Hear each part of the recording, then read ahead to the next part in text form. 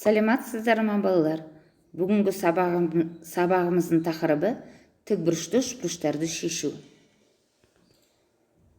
Оқу мақсаттары. Тікбұрышты үшбұрыштың элементтерін табу үшін 30 градус, 45 градус, 60 градус бұрыштарының синусын, косинусын, тангенсін және катангенсін мәндерін пайдаланып шығару керек біз есептер. Бағалау критериялары. Тікбұрышты үшбұрыштың элементтерін табу үшін 30 градус, 45 градус, 60 градус бұрыштарының синус, косинус, тангенс және катангенсінің мәндерін қолданады. Тригонометриялық функциялардың анықтамасы бойынша үшбұрыштың бұрыштарын табады. Тригонометриялық қатынастардан катеттер мен гипотенузаны табады.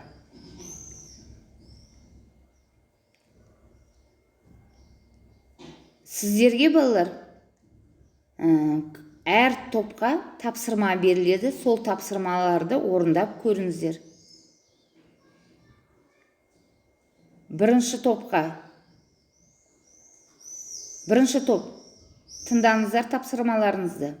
45-тік бұрыштың синусын, косинусын, тангенсін және катангенсін табыңыз.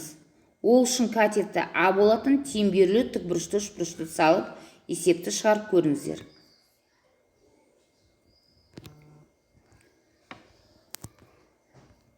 Келесі екінші топқа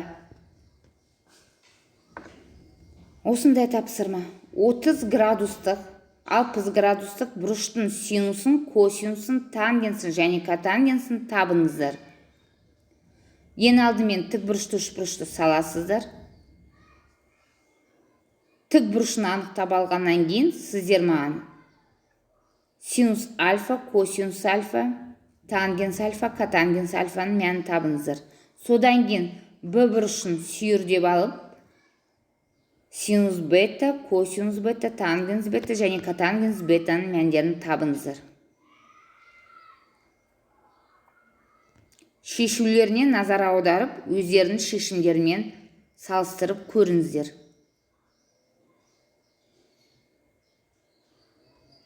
Жақсы балалар, үшінші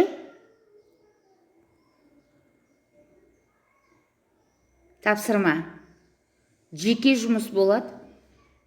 Тақтада сіздерге тапсырмалар берілген, сол тапсырманы өздерін жеке дәптерлеріне шығарып көріңіздер.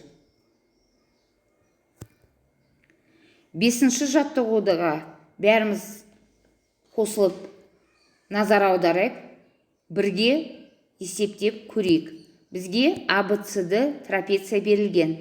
СД қабырғасы АД қабырғасына перпендикуляр екен. СД қабырғасы 4 сантиметрге тең, АД 11, БЦ қабырғасы 6 сантиметрге тең. Осы жерден сіздерге синус альфа, косинус альфа, тангенс альфа және катангенс альфаның мәнін табыңыздар дейді.